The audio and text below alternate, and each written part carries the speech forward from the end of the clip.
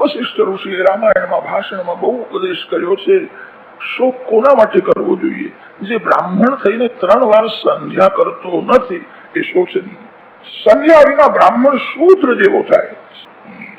તે ક્ષત્રિય શોચનીય છે જે ભોગ વિલાસમાં ફસાયો છે, જેની પ્રજા દુઃખી છે. રાજેશ્રી એ જ નરકેશ્રી બને છે. રાજાની ગાદી પ્રજાને સુખી કરવા માટે છે. જે રાજાના રાજ્યમાં પ્રજા દુઃખી છે એ ક્ષત્રિય રાજા શોચનીય છે. તે વૈશ્ય શોચનીય છે. ધનવાન હોવા છતાં આંગણે આવેલા નું સન્માન કરતો નથી. તે વૈશ્ય શોચનીય છે. તે શૂદ્ર શોચનીય છે જે બહુ વાચાળ છે, જે બ્રાહ્મણ સાથે વાદ વિવાદ કરે. અમે તમારાથી કઈ ઓછા છીએ? તમારામાં શું વધારે છે?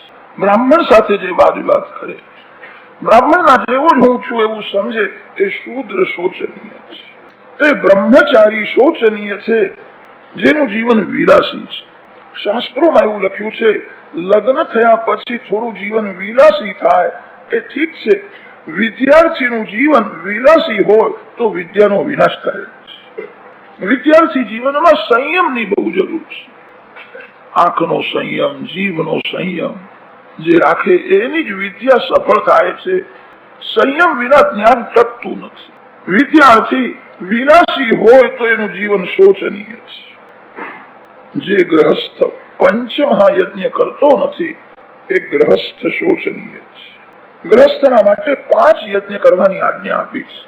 પંચમાયતે મહાયજ્ઞા દેવયજ્ઞ, પિતૃયજ્ઞો, ભૂતયજ્ઞો, મનુષ્યયજ્ઞો, બ્રહ્મયજ્ઞ. દેવોની પૂજા કરે એ દેવોનો યજ્ઞ છે. દેવો પવન આપે છે, પ્રકાશ આપે છે, પાણી આપે છે. દેવોની પૂજા કર્યા વિના દેશો, દેવ પૂજા કર્યા વિના જે ખાય છે તે પાપ ખાય છે. દેવ યજ્ઞ પ્રત્યેકના માટે અતિ આવશ્યક છે. પંચદેવોની પૂજા કરો. પિતૃયજ્ઞ આવશ્યક છે. પિતૃઓને યાદ કરીને થોડું પણ જળ અર્પણ કરો. થોડું જળ અર્પણ કરવાથી પિતૃ તૃપ્ત થાય છે, આશીર્વાદ આપે છે. તર્પણથી તૃપ્તિ થાય છે. દેવયજ્ઞ, પિતૃયજ્ઞ, મનુષ્ય થોડું પણ બીજાને આપો અને પછી તમે ખાઓ. આપ્યા વિના ખાવું. શક્તિ પ્રમાણે થોડું પણ આપો. અગ્નિમાં આહુતિ આપે એ યજ્ઞ છે. અગ્નિના આધારે રસોઈ થાય છે. અગ્નિના આધારે ખાધેલું પચે છે. અગ્નિ એ જ ભગવાનનું મુખ છે. અગ્નિદેવને જમાડો પછી તમે જાઓ. ભૂત યજ્ઞ બતાવ્યો છે. ગૌગ્રાસ અલગ રાખો. થોડું પણ ગૌગ્રાસ આપવું જોઈએ. બધા લોકો થોડો પણ ગૌગ્રાસ આપે ને તો આપણા દેશમાં જે અનર્થ થઈ રહ્યો છે તે અટકી જાય. પ્રત્યેક થોડો પણ ગૌગ્રાસ આપે અને ગાયોનું પોષણ થશે. ભારતમાં ગાય દુઃખી છે ત્યાં સુધી ભારત દેશ સુખી નહીં થાય. આપણા સનાતન ધર્મમાં 3-4 તત્વો બહુ શ્રેષ્ઠ માન્યા છે. તુલસીજી ઝાડ નથી. તુલસીજીને ઝાડ માનશો નહીં. શ્રી ગંગાજી, શ્રી યમુનાજી, શ્રી નર્મદાજી પાણી નથી. ગાય માતા પશુ નથી. ગાયમાં બધા દેવોનો નિવાસ છે.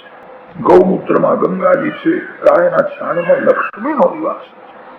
ગાય પશુ નથી. રોજ થોડો પણ ગૌગ્રાસ આપશે, તમારું કલ્યાણ થશે. જે ગ્રહસ્થ પંચયજ્ઞ કહો નથી એ ગ્રહસ્થ શોચનીય છે. તે વાનપ્રસ્થ શોચનીય છે કે 55 વર્ષ પછી પણ જે બહુ પૈસા માટે પ્રવૃત્તિ કરે છે. 55 પછી તો સરકાર પણ પેન્શન આપે છે કે જે તમે નોકરી કરવા લાયક નથી. કેટલાક લોકો બહુ બુદ્ધિમાન હોય છે, પેન્શન થયા પછી બીજી નોકરી શોધી કાઢે છે. 55 પછી ભગવાનની નોકરી કરવાની, મરણ સુધારવાનો પ્રયત્ન કરવાનો. 55 થાય કે છોકરાઓને ઘર સોંપી દે. 55 થાય એટલે છોકરો પરણે છે. છોકરો પરણે કે સમજવું મારો ગ્રહસ્થાશ્રમ પૂરો થઈ ગયો. 55 પછી છોકરાઓને બધું સોંપી દીધું અને છોકરાઓ ભગવાનને સોંપી દીધું. ભગવાનને કહેજો હવે આ છોકરાઓ મારા નથી, તમારા જ. તમને જે યોગ લાગે તે કરો. 55 પછી બહુ સાવધાન થઈને જે ભક્તિ કરે છે. 55 પછી વાનપ્રસ્થાશ્રમ નો આરંભ થાય છે. 51, 52, 55, 57 એનો અર્થ જે થાય છે કે હવે ધીરે ધીરે ઘર છોડીને વનમાં જઈને ભક્તિ કરો તો સારું છે. 55-57 વર્ષના ડોસા ડોશીઓ ઘર છોડીને ગંગા કિનારે જાય ને તો શહેરમાં જગ્યા પણ થોડી વધી જાય. આ આજકાલ જગ્યા મળતી જ નથી, બધાને ઘરમાં જ રહેવું છે. ગંગા કિનારે જગ્યા બહુ ખાલી પડી છે, તે વાનપ્રસ્થ શોચનીય છે. 55 પછી પણ જે બહુ પૈસા માટે પ્રવૃત્તિ, કેટલીક માતાઓ એવી હોય છે, વહુ ઘરમાં આવે તો પણ ચાવીનો ઝુમકો એને આપે નહીં, પાસે પાસે જ રાખે. તે બહુને એમ થાય છે કે હવે સાસુજીનું જલ્દી કંઈક થઈ જાય તો સારું છે. 55 થયા પછી બધું સોંપી દે, છોકરાઓ ભગવાનને સોંપી દે. હવે છોકરો મારો નથી, ભગવાનનો છે, ભગવાનને જે યોગ લાગે તેવું કરે. તે વાનપ્રસ્થ શોચનીય છે, જે 55 પછી પણ કુટુંબમાં ફસાયેલું છે. તે સંન્યાસી શોચનીય છે, જે સંન્યાસીમાં વૈરાગ નથી. સંન્યાસની શોભા વૈરાગથી છે. વશિષ્ઠ ઋષિ સમજાવે છે આ બધા શોચનીય છે. તે સ્ત્રી શોચનીય છે જે પતિ સાથે કપટ કરે. વશિષ્ઠ ઋષિએ કહ્યું છે આ બધા શોચનીય છે. અતિ શોચનીય તે છે જે સમયનો વિનાશ કરે. સમયને સુવર્ણ કરતા કિંમતી ગણે. સમયનો નાશ એ સર્વસ્વનો નાશ, એ ક્ષણ વ્યર્થ જાય. તે અતિ શોચનીય છે જે વધારે બોલે છે. વૃથા ભાષણ ભક્તિમાં મોટું વિઘ્ન છે. જે બોલવાની બહુ જરૂર હોય એટલું જ બોલવું, વધારે બોલશો ને, તોલીને માપીને બોલવું. જે માણસ વધારે બોલે છે એ અસત્ય બોલે છે. વધારે બોલે એ કોઈની નિંદા કરે છે. વધારે બોલવું. ઘણા લોકોનો એવો નિયમ હોય છે, રાત્રે ઘરનું કામ બધું પૂરું થાય કે બધા ભેગા થઈને વાતો કરે. વાપસે રાત્રે બહુ વાતો કરવી નહીં. રાત્રે રાક્ષસો વાતો કરે. રાક્ષસને સંસ્કૃત ભાષામાં રાત્રિચરો રાત્રિચરા એવા નામ આપે છે. રાત્રે જે બહુ વાતો કરે.